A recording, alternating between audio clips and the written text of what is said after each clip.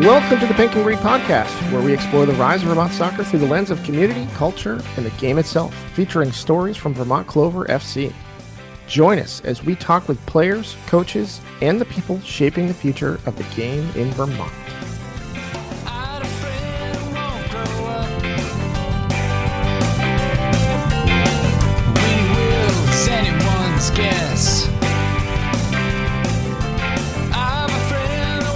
This is the Pink and Green Podcast. I am AJ, and he is Chris. Chris, how are you today? I'm doing great, AJ. I've been wanting to say this one specific thing. I've been just, every time I see you, I want to call you Alan James Jr.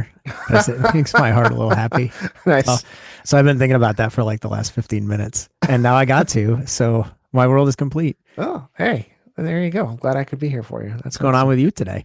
I am, as you know, into 3D printing, and my wife found this really neat little project that I am printing right now.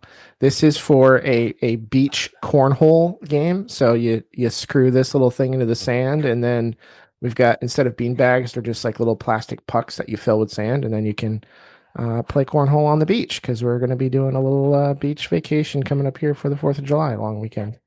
That's awesome. This is a thing that humans like to do, is throw things at things and then keep score about it, right? Like, Right. How many games are basically exactly the same? Horseshoes, cornhole, quates, washers, they just cube. Like, there's all sorts of like mild variations on let's throw things and then see how it is. I love it. And then I know you're very excited because USA World Cup, actually not just you, I think we're all excited because USA World Cup is tonight. Yeah, 10 o'clock. Yeah. And so this is a thing that's happened. I'm wearing my USA shirt right now. My full outfit is not this. It's like an American flag tank top thing, which needs to be seen to be truly appreciated. It is awesome. But I get into it, man. Look, why not? If you can't get excited about the US team playing and winning, and like, if you can't live and die by that for 2 hours, like, I don't know. What are we doing here? Is your family absolutely mental for the sticker book too? No, because I have girls. And they're not nearly as excited about sticker collections for athletes as, I mean, they like stickers, especially Luna, but not the Panini sticker book. This Panini sticker book has somehow ignited some sort of like nostalgic thing in my wife, and she is absolutely crazy about getting stickers, and we've been having a fun time doing that. We've probably spent way more money on buying stickers than we probably should have, but that's how we play the game, and we usually go big on anything that we do. And we have a huge pile of stickers actually sitting on the printer behind me that we need to sort and get into that Panini book. We're really looking for some black border ones because those are money. Really? Okay. Yeah. Maybe that's a whole different podcast, because we should probably introduce our guest before we go down the rabbit hole of talking about Panini sticker collection. Well, I am very excited. Today we are joined by Vermont Clover Women's head coach, Aubrey Ouellet. Aubrey has spent more than 13 years coaching soccer in Vermont and in New England, building a reputation as one of the state's premier developers of young players and successful teams. She currently serves as the director of girls coaching at Queen City FC, and she oversees player development and coaching curriculum while leading several of the club's premier girls teams. At the high school level, Aubrey has been the head coach of the Rice Memorial Girls varsity soccer team since 2017. During her tenure, she's guided the Green Knights to 7 Vermont State Championship appearances, capturing state titles in 2019, 2021, and 2022, and most recently in 2025. Her success has earned multiple Coach of the Year honors and established Rice as one of Vermont's premier girls soccer programs. Before Rice, Aubrey coached at Burlington High School and has also worked with Vermont Olympic Development Program, helping identify and develop some of the state's top young talent in soccer. As a player, Aubrey was a standout goalkeeper at Bedford High School in New Hampshire before continuing her collegiate career at St. Michael's College, where she was recognized for her leadership and commitment to the program. And now she's bringing that same passion and experience and winning culture to the inaugural Vermont Clover women's team as we begin writing the next chapter of soccer in Vermont. Aubrey, welcome to the Pink and Green Podcast. Hey guys, happy to be here. That was quite the introduction, but I appreciate it. I'm excited to be here with you guys. Yeah, We it's are about time to excited. wrap up after that whole list of awards. Yeah. We've only got an hour here. And for those who weren't taking notes at home, 9 years she's been at Rice. 8 of those 9 years she's played in a final and won 4 of them. Did I get all that right? Seven. Oh, Seven of the 9. 7 out of 9, and you won Yeah. 4 of them, and 96 wins currently. So unless the world ends, you're probably going to hit 100 next year, which is unbelievable. That's incredible. Hoping. Yeah. Thank you. Stop hoping. Come on, it's going to happen. And was your first coaching at when you started coming around Queen City when Shane was coaching for Wendy? Somewhat, yeah. So when I was at St. Mike's, I was helping out obviously with the summer camps there. That was one of the highlights of my summer, just coming back to St. Mike's and coaching the kids. That's where I started coaching. I would also go back to my high school and train the goalies over the summer. I did some clinics at some local middle schools in New Hampshire as well. And so that kind of sparked the interest. And then Wendy actually at St. Mike's helped me get connected with some of the local clubs. So I, helped out at Firepost for a year, did a little bit with Nordic, and then I met Shane and just started coaching at Queen City, and the rest is kind of history there. So it's got to be like 10 or 11 at Queen City at least, right? I think this was the 11th or 12th season with Queen City, because I started helping Shane out my senior year of college. Yeah. I was training the goalies during the winter, and then I started assisting him. And he's given me a lot of opportunities just to have my own team pretty early on. And it's opened the doors to a lot of things. So. Yeah, it's been really cool from my perspective watching you grow from this person who's really interested in coaching to now this like really seasoned and highly successful coach. It's just really, really been cool. Even though I'm not there all the time, I remember when you first started coming around because we trained on, I think you guys were training teams that were like maybe on the same field or maybe right next to each other. So we spent a lot of time together in those first couple of years on those bus trips too, which were absolutely legendary because you were on both of those, I think, weren't you? Were those your first 2 years with those teams?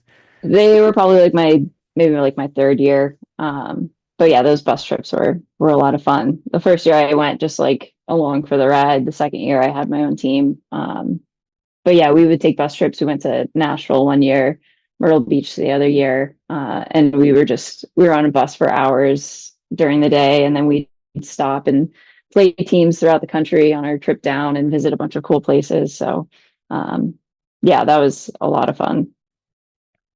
Yeah, that was awesome. We would take them over April break, I think, right? Yeah, it was April break. Yeah. We would take 2 teams down. So we'd load this bus up as like all kids, a few chaperones, and then like the coaching staff, basically.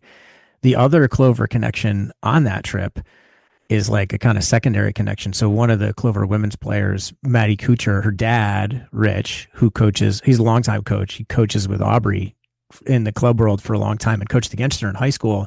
He was the chaperone because his older daughter was on those trips with us. She played on my team. So that's like kind of the other connection. There's probably more as we like dig into it, but it's fun to look back at things like that and, see the people that were there that I didn't really know at the time. And now they're just like regulars in my life. Rich was just a parent back then when we did that trip. Now he's, coaching all the Queen City teams with me and we're good friends. So it's fun to look back. You too, Chris. It was, I was just getting to know you at the time, and now, I'm around coaching your daughter and doing this Clover thing with you. So yeah, it's pretty wild. We knew right from the beginning when we got the women's team going that we wanted to have you as a part of it. Do you remember in the winter, I was just like, hey, we might be doing this thing. What do you think? And you're like, yes, I'm in. Yeah. Well, it was funny. So you told me it was this winter. It was like before practice one day, and you told me you were thinking about starting a women's team, and you asked if I would be interested. And I was like, yeah, sure. And then I went onto the field and I looked at Shane and I was like, you wouldn't believe what Chris just said. He wants to start a women's team. I'll believe it when I see it. I just kind of made a joke about it. And then here we are like 4 months later, but I was like, here's Chris with another big idea. And, it actually came together, which is awesome. Yeah, if you listen to the Shane, for those of you listeners who've listened to the Shane episode, you'll find that as a common theme in the Chris and Shane relationship.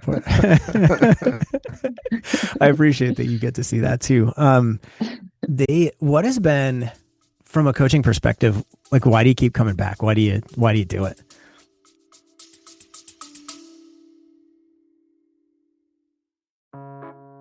If you love to watch soccer, the best place to do it is at the Slide and Pub on Shelburne Road, Vermont's first and only soccer-themed bar. Come on down today and catch all the World Cup games. They also have the Vermont Clover games on too. The food's great, the people are great, and the soccer is awesome. We'll see you at the Slide and Pub on Shelburne Road.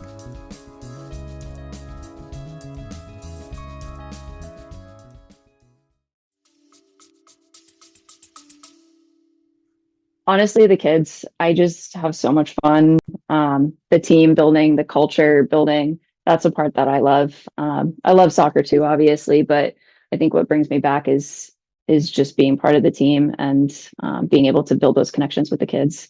I really enjoy that piece of it. So, Aubrey, for anybody listening to the podcast that's like meeting you for the first time, what's your soccer story? How did you kind of like fall in love with the game?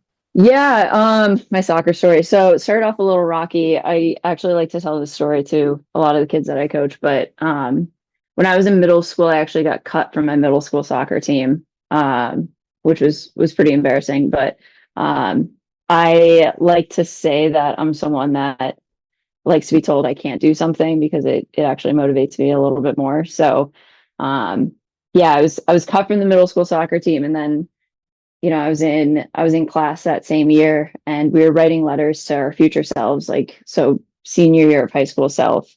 And I wrote in that letter that I wanted to, keep playing soccer and play in college. And, I hoped that when I opened this my senior year of high school, I would be, committed to go play college soccer. So this was right after I couldn't even make the middle school team. And so, yeah, I was never, I wouldn't say I was ever just the most naturally athletically gifted player, but I worked really hard, and I set goals for myself. And, from that point on, I was really focused on what I wanted to get out of it. So it wasn't until high school that I, started playing goal. I played on a competitive team and really, took my playing to the next level. But I think for me, the foundation was just a love for the game. I had so much fun, playing when I was a kid, being part of this, a team, having all these friends in the sport. And that's what like got me really interested in it. And that's what I try to do for my kids too. Like, if I can just build a love for the sport from a young age, they will do whatever they want to do from there, right? If they want to take it to the next level and get really competitive and try to play in college, great. They'll do that, and they have this love for the sport, and that's great. If they just want soccer to be part of their life, they want to play co-ed leagues, intramurals, that's fine too. But it all really starts at that young age where they build just a love for being there. It's supposed to be fun, especially for kids. So at the youth level, that's really my main goal, because I think that's how it started for me. So That's awesome. You have a history of building successful programs. So what does that look like behind the scenes? Like what goes on that people don't see that contributes to building some of that success? yeah, I think at Rice, what was really a focus of mine early on was building a culture. I was really young when I took over the team. I was 24, only a couple of years out of college. So while I knew what I wanted to be as a coach and the type of team that I wanted to coach, it definitely took a little bit of experience to accomplish that. And, there's obviously some bumps in the road, but the big thing for me was just building a culture of a team that, made people want to be there and feel included. So a lot of things that we do, we've done like overnight trips, which I know has become more popular for high schools. We started that in 2021. It was after COVID. It was just an opportunity. These kids were just craving, interactions again. So we do that. But we talk a lot about our identity as a team early on in preseason. So we'll talk about our team goals, what we want to accomplish, who we are. And then we also talk about that from an individual basis as well. I try to meet with as many of the kids as I can over the summer to talk to them about those goals as well. But I think a lot goes into it from a team perspective, but at the end of the day, like, it's player driven. I can set up all these things, but at the end of the day, it's like you need the buy-in from the kids, from the players. And I've been really lucky to have some pretty incredible kids and leaders throughout my years, especially at Rice, that have helped me accomplish what you see. There was one season we weren't doing well at all. It was just a really, really bad year. It was in 2019. And it was just a lot of kids that, didn't have a ton of experience. A lot of really strong athletes, but weren't necessarily soccer players. And there was one day that the captains just sat me down and they were like, "Hey, this isn't going well. Like, we need to regroup on how we're approaching this, because we just want to have some fun. And we want to enjoy the season. And right now they just weren't having fun." And that hit me. I remember just being taken aback because I was like pushing them and pushing them. And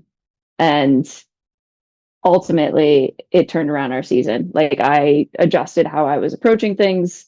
I let those players really take the lead on, the sentiment and the overall, feel of the team. And we ended up being the 9th seed in the playoffs that year and winning our first state championship in 20 years. So it's really incredible what these kids and these players can accomplish when you just give them, guidance and just let them go. I think they're more intuitive with a lot of things, and we give them credit for sometimes. So yeah, absolutely. I want to, dude, first of all, that's incredible. And like, to coach nerd out a second, like where my head's on is on all this stuff too, to be able to create an environment that's so psychologically safe that your captains can be like, "All right, coach, we need to have this real conversation and it ain't working. And here are our suggestions." The level of trust that they have to have that you're not going to react in a certain way that is going to be worse for the team is incredible. So like, for all you coaches out there listening, like, that's the thing. And like, listen to what she said. She's always talking about like centering the players, like having it be their experience and keeping that in mind. And it's really easy for us to get caught up in our own things about how it should be that we stop to ask. Right. So like, that's incredible. Like that's incredible. How would you say, you talked about it a little bit, but like, how did you grow as a coach from that experience?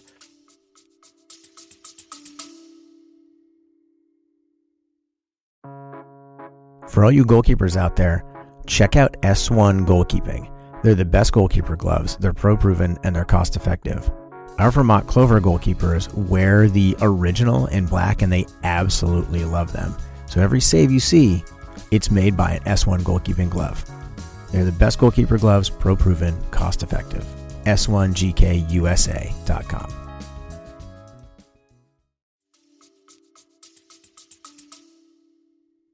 I learned a lot. I also give a lot of credit to this, one of my mentors, Zaf Blutovich. He has been around Vermont soccer for a very long time, and he was a longtime athletic trainer and associate director at St. Michael's College. He was coaching with me at Rice, and he gave me a lot of really good advice through those early years when I was still trying to figure all of this out. But he always told me, he's like, if things are hard, if they're not doing well, if they're, if we're losing, like, that's when you want to pull back a little bit and let them kind of breathe. When they're winning, that's when you can really push them and press them. And he just really helped me find that balance as a coach. So I'll never take credit. I just solely on my own. I don't come up with all these, brilliant ideas or anything, but there's a lot of people around me that give me advice along the way. I've always taken the approach that I don't know everything as a coach. I'm learning just as much as the players are. And, every year I get better and better as a coach. And I take all of these experiences and I try to put them all together. But I think any coach would probably be kidding themselves if they said they knew everything. So I kind of asked Shane this question. I don't remember exactly how I worded it, but what's you coach a variety of ages between what your work at Queen City FC and Rice and now with Clover. So what's kind of the biggest misconception or what do you wish that parents knew about having an athlete child and that kind of like player development? Yeah, I think from my own experience, one is it's player first. Like my priority is always the player, making sure that they're having a good experience. And sometimes that's hard for parents to understand when they have their own agendas of what they want, their own kid to accomplish or get to. And I also think patience is really big. For me, again, I really didn't grow into an athlete until high school. I mean, I think, I really grew after, an experience of getting cut from my team, but kids develop at different ages. Some will peak when they're really young and show all of this promise. And then, maybe they get burnt out or they kind of, stay where they are and other kids catch up to them. I think there's just patience in the player development piece. I think every kid deserves an opportunity to play the sport and to learn the sport, and we just have to have patience with them wherever they're at. I just think that for girls in particular, there's been this pressure on them that if they're not, at the highest level, if they're not, the best player, they kind of shy away from the sport. And I don't want that. I want everyone to feel like they can play and be included and be part of the experience. Whether, they're an all-star at 12 years old or they're, going to be better when they're 16 years old. I just think that we need to have a little bit more patience on the player development piece. In thinking about that, what's something that you wish kind of younger players focused on more, right? Like, is it some soft skills? Is it technical skills? From a soccer perspective, I think 100% they need to more technical skills, more work on the ball. And it's not just at practice. Like we'll put on a session and we'll have, 20 kids and we may only have like 4 or 5 balls out there. So the amount of touches they're getting in a practice isn't anything compared to what they can do if they go home and get touches. That was huge for me. I worked a lot at home. My parents would probably kill me, but I used to punt the ball at the house and have it bounce back at me, just working on my punts. I had a rock wall I would hit like a reaction ball off of. I would literally take a ball and just walk around the block, bouncing a ball in my hands. It's just the work that you do outside of practice is almost more important than what you're doing in practice. Just because you need to get those individual touches. I think so that's from like a soccer, specific. I think from a mental piece, I think we really need to build confidence on the girls' side. I think a lot of players don't have that confidence coming into playing. And if you look at the boys' side, the boys will come in with their confidence really high, and then you kind of have to bring them down a little bit. Girls are the opposite. They'll come in, they're nervous, they're scared to make a mistake. I just encourage them, mistakes are okay. Go out there and play. And, if you make a mistake, we'll talk about it later, but don't be afraid to just play with confidence and go out there and enjoy it. And don't hesitate. So, yeah, it's a thing that kids don't realize is like practice is not where it's happening. Practice is for the team because the team is there and it's the however many hours you have a week for the team. And like you get better in that, but you're learning the game. But if you're not spending time on the ball by yourself, you're not actually going to be able to learn the game, right? You're just not. If you're thinking about what's this touch going to do, you're not going to be present in, okay, this is the shape I need to be in or what have you. And the thing, again, you talk about your story, it's just hard work, like hard work compounded. And I think you're so right about the confidence piece, right? Like it's about confidence and recognizing, look, it's a game of a million mistakes. It's going to happen. And yep, people are going to look at you and it's not going to feel awesome, But if you're not making mistakes, are you really trying hard enough, especially in practice? You have to be able to push yourself to make mistakes. And again, what I really appreciate about what you do with the younger kids is you create an environment where like it's encouraged, like mistakes aren't necessarily encouraged, but like it's totally okay. Nobody feels that their standing in the team changes because they make a mistake of judgment or they make a bad touch or whatever. It just is what it is. Right. And that's, Yeah. I think, so important for players to come in recognizing that. It's like, it shouldn't kill my confidence if I try this thing and it doesn't come off. It just shouldn't. Yeah, I want to echo what you said about, the practicing at home because I've got a son, he's in U12 soccer and he for a number of years has done like the local town rec league and they'll get like maybe 2 weeks into practice before their season starts and they're playing other teams. And so this year we enrolled him in a different program where, he did a lot more skill development. He had weekly homework. He was doing touches at home, throughout the winter. And then the season started and what a difference. Like the moves on the field, just, weirdly, his confidence levels like kind of taking a hit. And that might be some of the team dynamic with some of the older boys. But it made a significantly noticeable difference, starting the season, having had all of those touches in before the season started. So yeah, absolutely. And more you can get in at home, it makes a difference. I've had kids come back after like a season off with, club soccer, and they'll come back and they're out there and they're at a level that they weren't at before. And I've gone up to them and been like, what happened? They're like, oh, I just been working really hard at home. Like I've been trying to do a lot of touches or something like that. It's noticeable when a kid is putting that work in. It's definitely noticeable. So. Yeah, and it's important to also recognize where confidence comes from, right? It's like the same thing layered over and over and over until you can do it. Like if you try to kick a ball 20 yards and you can't put it in the same place, but then you go do it 1,000 times, now you're going to be confident in your ability to put the ball exactly where you want it, right? So it's how confidence gets built is by that time spent as well. So you know what to expect of yourself to even push yourself more, right? And I learned a lot of that with goalkeeping too, just because it was muscle memory over and over again. I mean, that's key with goalkeeping because you have to make reactions so quickly that your muscles need to just automatically know what to do when it comes game time. So. Yeah, and so much of goalkeeper training is really about like the things you never do. Like you make 5, 6, 8 saves in a game, and that's like kind of a lot. But 90% of your training is on, that total of 30 seconds that happen in a 90-minute game or what have you. Yeah. So it really is highlighted and magnified. What are some of the differences that you find working with the Rice players versus now working with the Clover players? Rice versus Clover.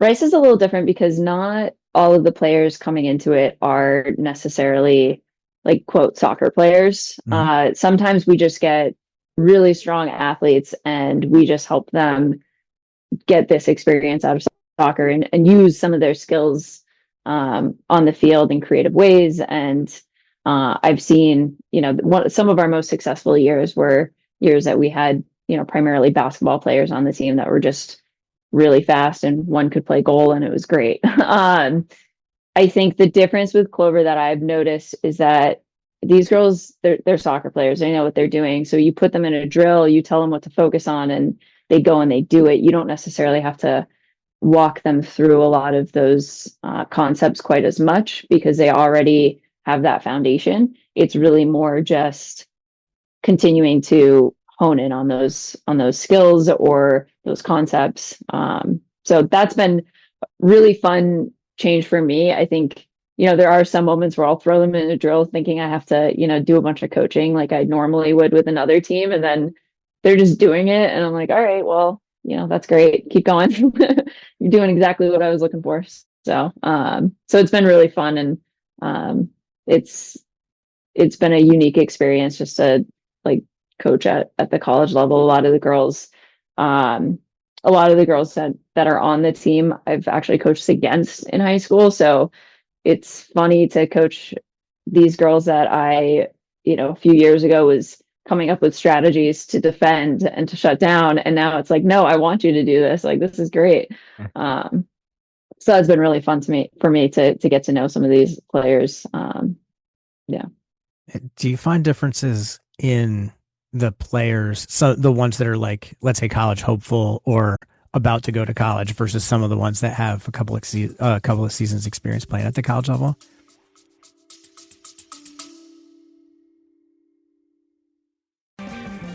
One of the best ways to help and support Vermont Clover, besides cheering and watching the games, is to become a sponsor. We're always looking for new partners to help deliver on the best possible experience we can for all of our players on our men's team, our women's team, and all the youth initiatives we support in the community.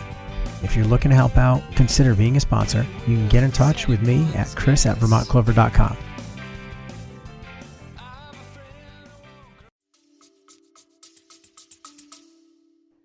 Definitely. I think there is a little bit higher pace with the players that do have college experience. And there's a little bit of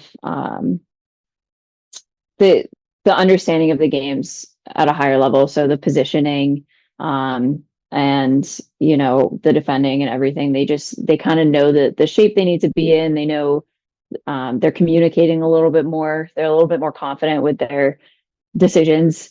The players that are still will just graduate high school going into college, I think this is an incredible experience for them because they're getting to play with kids that have that confidence and are playing at that level, and it's pushing them and it's giving them that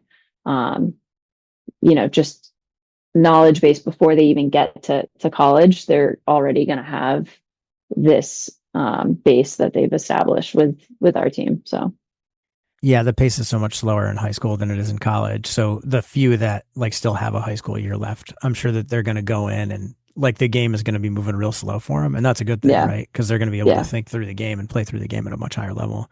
And that's part of the goal with it, is to provide those opportunities for the kids that are on their way there, as much as they're for the kids that are, I say kids, but young adults here, as much for the young adults that are on their way there as it is for the adults, those players that are kind of already there. Right. Yeah. You sort of touched on it a little bit, but what kind of opportunities is this Vermont Clover women's team kind of creating that maybe didn't exist a few years ago? Yeah, there's been different variations of trying to get playing opportunities for college kids in Vermont for women specifically. None of them have really, been consistent over the years. When I was a player, I stayed in Burlington for a summer, and we were playing in a league against high school students because that was really the only league that was available to us, and there weren't a lot of other college students there playing. So having an opportunity to play with other college students over the summer is something that is what or was and is needed in Vermont. So it's really cool to see how much the game has grown since I was in school, since I was a player, to where it is now. And the coaches that we've brought in, Abby Turner is helping me out as well. She played at St. Make's with me, but she was saying the same thing. She didn't have an opportunity to play over the summer. And the game's grown so much. So not just in Vermont with these opportunities, but regionally with, all of the different leagues that have been created, especially on the women's side, it's grown a lot. I tell my kids all the time that they really should appreciate these women's teams and these opportunities to watch women's soccer, because it's not something that was as available when I was a player, or as a kid to look up to. So, if we can create opportunities for these college kids to play over the summer at a competitive level, and then also create, these opportunities for younger kids to look up to these players and to have something to aspire to, I think that means a lot in Vermont, and I think in other states too that are trying to grow the game. So That's awesome. I love that answer. What excites you most about coaching this inaugural team? I think it's the potential of what it could be. I'm very excited about the opportunities that we have this summer, being able to, go and play the Wild next week. Potential, other scrimmages that we might be able to get together. Just the training opportunities, all of that is a lot of fun, and bringing all these players together has been a lot of fun. but I'm really excited for the potential of what it could continue to grow to be. I think last night we were just watching the men's team practice and get ready for their finals for the UPSL New England division, right? And the girls were just sitting there and watching them. And for me, it was like, this is what we want you guys to grow to be in the future, is a team that's actually playing for something, for, a championship opportunity, or a league, or anything really. I mean, just the potential that the team has to grow in the future, I think is huge. And like I said, if this is something that we can continue to do summer after summer, it's going to become something that younger kids will look to aspire to play for. So Yeah, that is the plan. The plan is to have an actual league next year and then be playing to win stuff at the end of it, is kind of the host. We don't know exactly what that landing spot's going to look like yet, but like that's really important to us. It's one thing to do one game. It's one thing to train for one summer, but it's another thing completely to use this. And I've been approaching it like this is the foundation for this incredible house we're going to build for that women's team. And we, we kind of treat it all as one club, but to a large degree, you all are kind of doing your own thing over there. And I think that's really cool I've tried to, create that as intentionally as like a women's space, because I think that there just aren't enough of those. And we've got this men's space over here, which is like, I mean, you watched it yesterday. It's a bunch of dudes doing man things while they're playing, right? And to be able to offer the same opportunities for young women to be able to play, like that's what it's all about. It's not enough to just play some exhibition games, right? And there's massive appetite for it. And even if nobody wanted to come watch, which they do, but even if they didn't, there's so many young girls out there. I think about Posey and her friends, like some of them might be playing in this in a couple of years, right? And it needs to be there for them, or for the girls a little bit younger than them even. Well, so the game coming up, right? We're recording this on Thursday, the something of June. I don't know the date. Oh, yes, I do. The 25th. Thursday, the 25th of June. So next weekend, we're playing this game. What are some of the things that you're looking forward to about the game, and maybe some of the things that you're a little nervous about? Well, what I'm excited about is that it's bringing together two Vermont-based women's soccer teams, which the fact that there's three women's soccer teams going right now, including Clover, is really incredible. And I think it's going to be a really fun day to just celebrate that fact, that these opportunities are here and that players are playing. So I'm really excited for the day and the celebration of it. And obviously the opportunity for us to just play a match, get out there and compete. Training is fun, but at the end of the day, competing is why we play, right? Obviously Wild has been playing a full season already. We have not. So I think that's probably the only area that I, have some nerves or hesitation around. It's, we're playing a team that is, has a little bit of chemistry, that has been playing matches, that have been playing other teams at high levels. And we've just been training amongst ourselves. So it's really hard to replicate game situations and game intensity into training. And so that's where I think we are at a disadvantage going into the match. However, we've been talking about it's a challenge, and challenges are opportunities, and we have to just go out there and take it. And that's the mentality that we have to have going into the match. Because again, it's an incredible opportunity to celebrate women's soccer in Vermont. Everyone on the team has some kind of Vermont connection for Clover, whether they grew up playing in Vermont, they play college in Vermont, and the fact that they get to represent their state and represent, women's soccer in Vermont is just an incredible opportunity for everyone. So I'm excited about that. It's, for me, community is what makes soccer so special. And this is an incredible opportunity to bring that community together.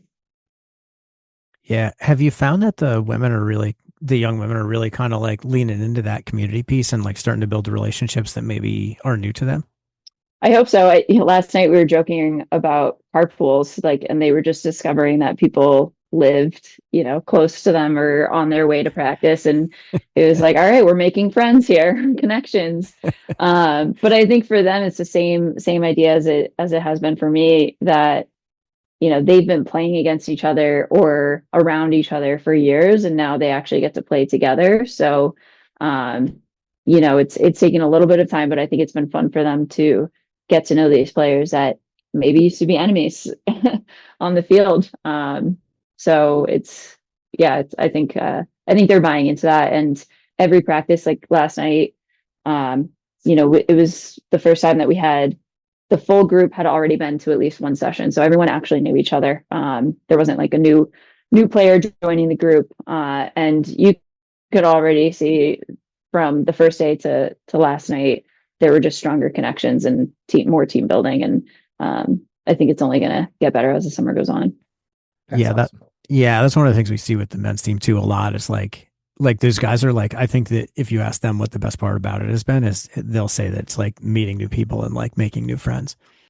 Yeah. And I was talking about the match to Brian, the men's coach, last night, and Alfred, one of the assistants for the men's, and they were saying very similar, for them going into the first match, they felt like they were still trying to get to know the team, and they were a little nervous just not having played a match yet.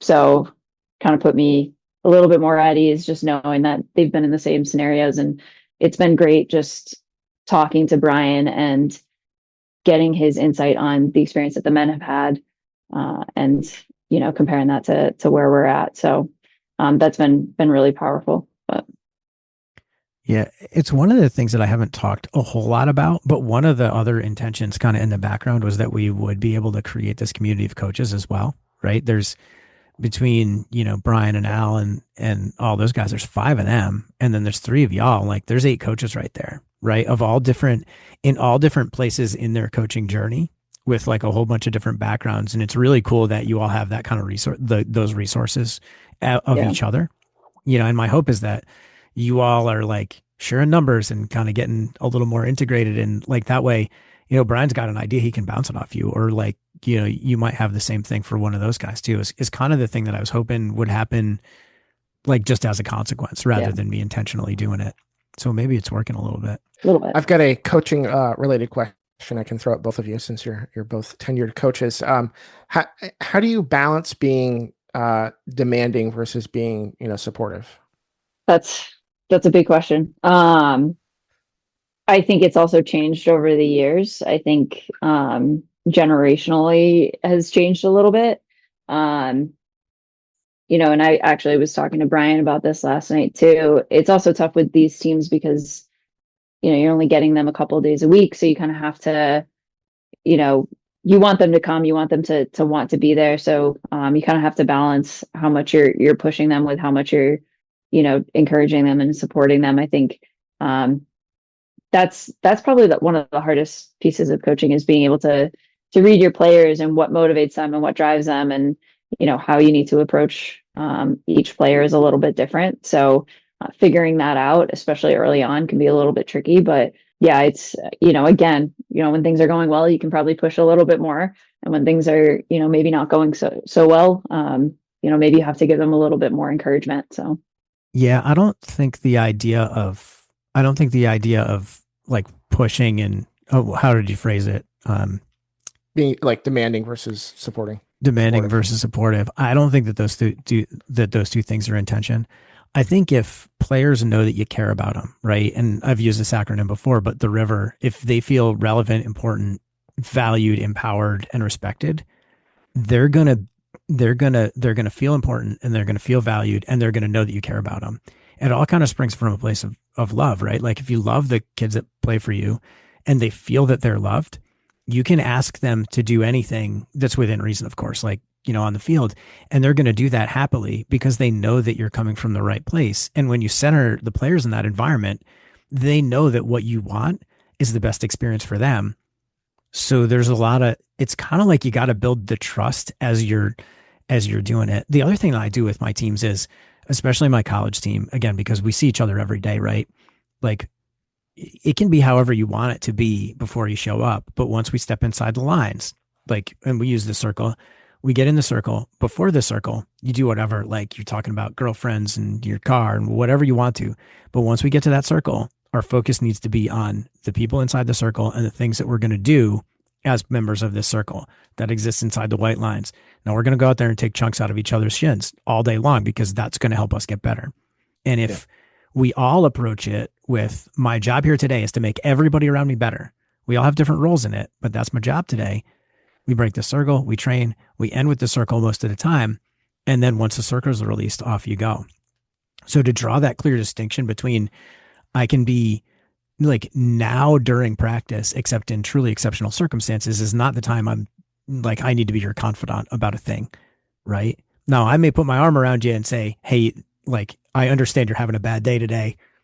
Here's a little attaboy, go get him, right? That happens sometimes. Yeah. Right. But the time for like the confidant piece of what we do or the mentorship piece of what we do is not when we're out there like doing the soccer. It's like all the rest of it. So being able to draw that clear distinction, and recognize that, you know, you say things sometimes, and just probably less with women and more with women, they'll look at you and like, you can see the wheels working in their head and they're just like, swear word you know, go swear yourself. Right. And like recognizing that, like, to let them have that space in the moment and not necessarily have to deal with it. Right. And then afterward, hey, it seemed like you weren't so into what we had going on over there. Is that something we got to talk about or not? And if you've got the right relationship with them, they're like, yeah, no, we're fine. Or yeah, it is. And here's why. Right. And being able to be vulnerable in that way. I see my own role not as above them, right, but with them. We're just all doing this shoulder to shoulder. I have a special role in the team. You know, I set overall direction. I'm picking the lineups, whatever, planning the travel. That's just my role. It's no different. It's a different role, but the responsibility of it is no different than the person that scores goals or the person that saves goals or the person that's got to make passes or do the throw in or kick the free kicks or whatever. These are all just different roles that we assume. So I just don't think that the things are in any time. I said intention, but I meant intention, like the pull. I don't think that the things are at odds at all. I think you can do both and all of it at the same time. And Gotcha. What I find is that the players that we work with, they want to be pushed. Like they want to feel like you're out there pushing them to the extent that you can push them. But like you said, there are certain times in the season where everybody just needs to be reminded that this is fun. Yeah. Right. Yeah. Like this is fun. Guys, remember that this is fun. You know, sometimes it's on that 35-degree and pouring day in the middle of October coming up into a playoff game. Guys, you remember this is fun? All right, today, every time we score a goal, we're going to do the best celebration ever. And it's the silliest thing ever. And everybody has a good time. And nobody keeps playing because they hate it. They keep playing because it's fun. Yeah. Right? True. Very true. What's the women's season or summer look like? Are there more friendly games scheduled? I know, you know, we kind of discussed lately in the past that UPSL has like two sort of seasons. Is that when the women's season is going to start? What's that look like? One game now, trying to add a couple more in July, but that depends on, you know, all the things that those sorts of things depend on, you know, teams to do it. And we're talking to a couple of teams. It's just about schedule kind of. Okay. And schedule also influenced by our ability to, you know, have a location, because there's a lot of people that want to get on fields. Yeah. And there's a lot of fields reserved and things like that. And then we won't play in the fall. Like that's just not going to happen because of our player pool. Yeah. And the plan is to launch the team full time in the spring. Okay. So that schedule is like May to July or something like that. Okay. So that's the longer term plan. But for this summer, which was the actual question, is trying to get a couple more games, because like Aubrey said earlier, training's great and all, but playing games is fun. Yeah, absolutely. Absolutely. Aubrey, you have coached a large range of ages. Just a fun question. Do you have a preferred age range that you like to coach, or does that kind of like fluctuate with personalities and stuff like that?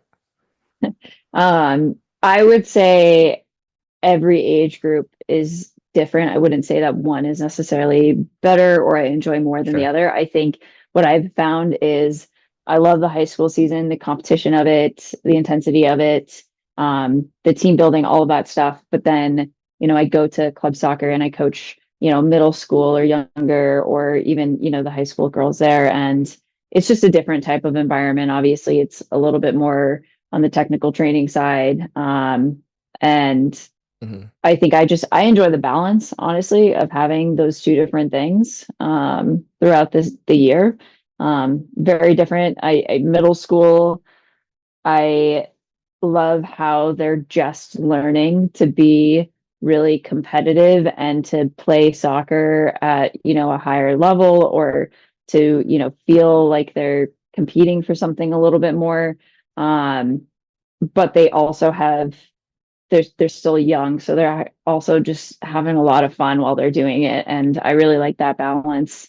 High school, obviously, it's a little bit more intense and you're competing for something, and the kids just want to play harder and compete. And I think that's a lot of fun too, because I get to be a part of that.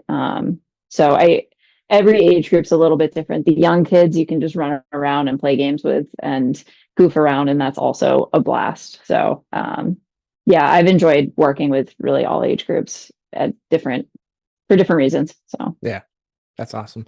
To the female athlete listening to this podcast that's interested in joining the Clover team, what's that process like? Where should they go if they want to learn more info or submit an application?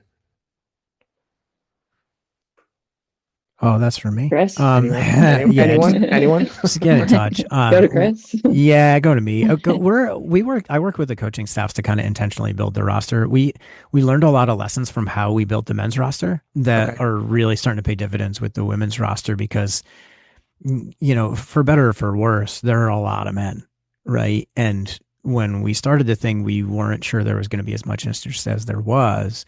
So we kind of were like, everybody show up and we'll figure it out from there. But with the women, how we've approached it is kind of in a more intentional way. We're having different kind of conversations with coaches and players, and, kind of actually building a roster in an intentional way. And the way we built it now is it skews a little bit younger than the men's team. Now, the men's team is pretty young for the UPSL, right? We only have a few players that are kind of 21 plus. The women's team is intentionally a little bit younger, because we're really thinking about, we want the women that are with us now to kind of be the core of that team that we carry forward to next year, if we can be. It's 25 and maybe the real number on that roster is something like 30 or 35, but we want to be really intentional about the people that are involved. Gotcha. Okay. As we kind of wrap up the episode here, Aubrey, is there anything that we didn't ask you that we should have asked you? Is there anything that you want to talk about before we close the episode? No, I don't think so. I think, again, I really want to stress the amount of opportunity that we've created here with Clover and the Vermont based players. I mean, it's not just kids that I've competed against. I'm coaching kids that, I coached when they were U12s, and I'm getting to see them, continue to love playing soccer and to have a place to play. And I'm really grateful to be able to be part of that, and that Chris, helped get this organized. I just think that we're creating more opportunities for kids to play soccer. And, again, we want to create as many opportunities as we can, whether you want to play at the highest level, or you just want to enjoy the sport and watch the sport and be part of it. I think that it's been really incredible to watch Vermont grow from where it was when I came to Vermont to the soccer state that it is now. And this is just one piece of what's growing here in Vermont. So it's exciting to be part of. Awesome. Well, if folks want to learn more, the Vermont Clover women's team has their very own Instagram account. You can follow them at Vermont Clover FCW. You can also follow the regular Vermont Clover team at Vermont Clover FC. And don't forget to follow the podcast. We are the Pink and Green Podcast at Pink and Green Podcast, all one word, on Instagram as well. And make sure you're subscribing to us wherever you get your podcasts. And we do have a YouTube channel, so you can see our smiling faces as we do these interviews. So make sure you go subscribe, smash that bell icon, get notified of all of our future episodes. All that does really good mojo for the podcast and the show. Aubrey, thank you so much for joining us today. This was a fun interview. Chris, any parting words? As Bob Barker would say, spay and neuter your pets, ladies and gentlemen. Actually, no, my parting shot is that for those who know this, the absolute best Christmas cards on my refrigerator every year are from Aubrey. Oh, no. Yes. Aubrey does a nice we're going to bring those up? Yeah, we are. Aubrey does an incredible photo shoot with her cat, Tommy the cat. And they are, every year, I'm like, there's no way she's going to outdo herself. And then next year she does. So that's what I'm thinking about too.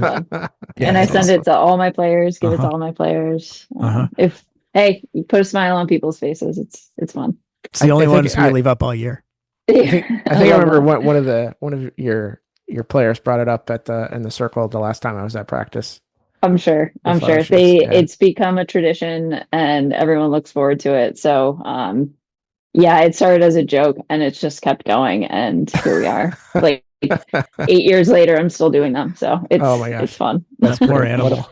Poor Tommy. That's awesome. Awesome. Well, thank you again, and we'll see you next time on the Pink and Green podcast. See you later, folks. That's going to do it for today's episode of the Pink and Green podcast. A huge thank you to our guests for joining us and sharing their story. If you enjoyed today's conversation, be sure to subscribe wherever you get your podcasts and leave us a review. It helps more people discover the growing soccer community here in Vermont. You can follow Vermont Clover FC and the Pink and Green podcast on social media for updates, match coverage, and behind-the-scenes content throughout the season. Thanks for listening, and we'll see you next time. Until then, keep supporting local soccer and keep the game growing.